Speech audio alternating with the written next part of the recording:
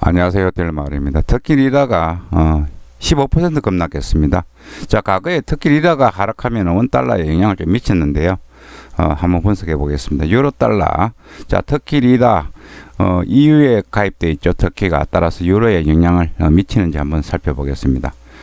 뉴욕 시장 가보겠습니다. 뉴욕 시장, 미국 증시 나스닥 올랐습니다. 미국 국채 금리가 하락을 하면서 올라가는 그런 모습을 보이는데요. 나스닥은 올랐고, 미국 국채 금리는 1.7m 떨어졌습니다. 따라서 나스닥 올랐고, 다우존스 올랐고, S&P 거의 사상 최고치에 다시 또 근접하는 그런 강세를 보였습니다. 별다른 이슈는 없었고요. 제롬 파월 연준 의장이 국제결제은행이 주관하는 세미나 참석했습니다. 별다른 이야기는 안 하고, 자, 비트코인에 대한 이야기를 했습니다. 따라서 비트코인이 떨어지는데, 비트코인은 투자 가치가 아니다. 이렇게, 현재 가상 통하는 가치 저장 수단이 아닌 투기적인 자산이다. 이렇게 이야기했습니다. 따라서 비트코인이 영향을 받았고, 금 가격은 빠졌고, 유가도 조금 빠졌습니다.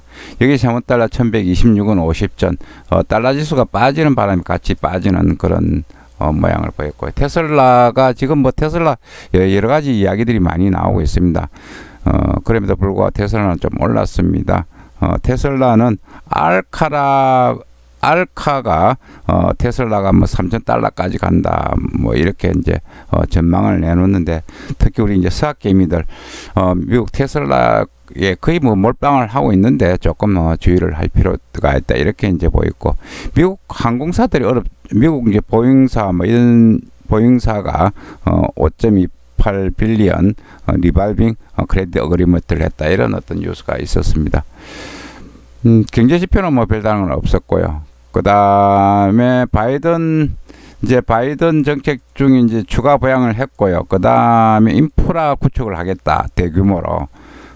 이제 그런 쪽도 이제 시장에 긍정적인 영향을 주는 그런 모습을 보였습니다. 이제 바이든이 이제 세금을 이제 올려야 되는데, 이런 부분은 아직까지 시장에 부각이 되지 않고 있습니다.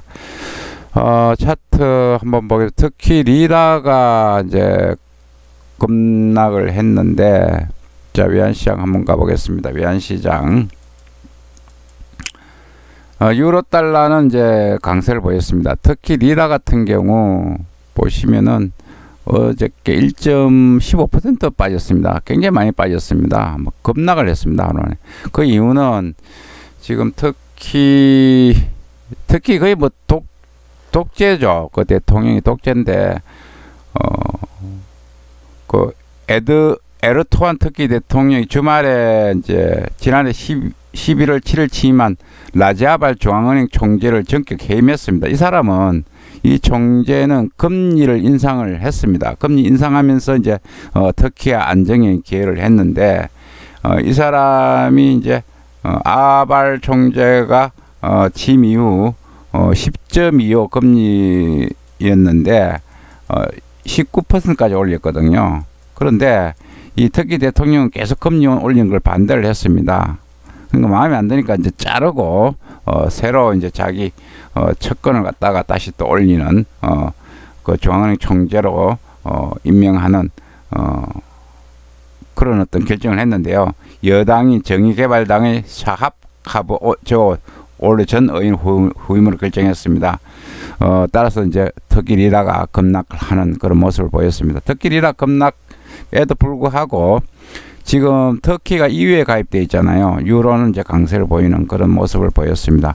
터키 리라가 약세를 보이면은 이제 원화에도 조금은 과거에 영향을 주었는데, 뭐 최근에는 거의 크게 영향을 주지 않고 있는 듯한 그런 모습을 보여주고 있습니다. 자, 유로 보겠습니다. 유로 보시면은 뭐 유로는 강세를 보였습니다.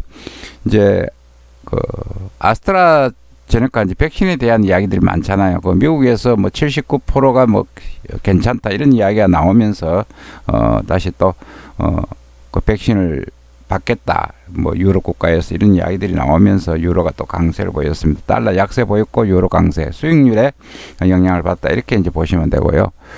유로 차트 한번 보겠습니다. 유로 차트 보시면은 뭐 일단 조금 조정을 받는 듯한, 과거에 많이 올랐잖아요. 조정을 받는 듯한 그런 모습을 보이고 있는데 1.18 부근에서는 조금 반등을 하는 그런 모습을 보여주고 있습니다. 유로 원화에 대해서 보겠습니다. 원화에 대해서 보시면은 조금씩 저점은 이제 올라가고 있는데 그렇다고 급격하게 위쪽으로 올라가는 그런 모습도 아니고 있습니다. 그래서 제가 볼 때는 한 1.40 요 부근 1.40 깨지면 1.30 요 레벨에서 조금 매수하는 것도 괜찮겠다 이렇게 이제 보이고요.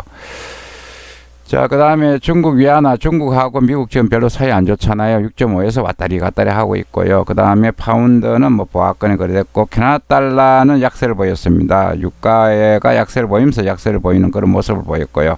호주 달러 강세, 유인 달러도 뭐 거의 약 보합권에서 움직였습니다. 캐나다 달러는 이제 조금 빠졌다 이렇게 이제 이야기가 났고요. 파운드는 6일째 저점으로 떨어졌다 이렇게 이제 이야기 나왔고요. 중국 위안화는 조금 강세 기조를 유지했다. 자, 터키 리라가 떨어지기 때문에 조금 호주 달러는 유지를 딴다 영향을 받았다 이런 이야기가 나오고 있고요. 러시아 루블화도 영향을 받아 터키 리라의 관계 받고 특히 러시아 루블 떨어지는 그런 모습을 보였습니다. 오늘도 까딱하면 원달러도 조금 특히 리라 하락 영향을 받을 가능성이 있습니다.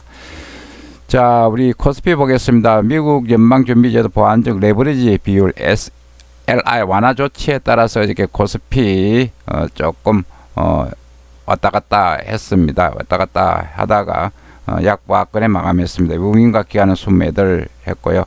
개인이 사는 그런 모습을 보였습니다.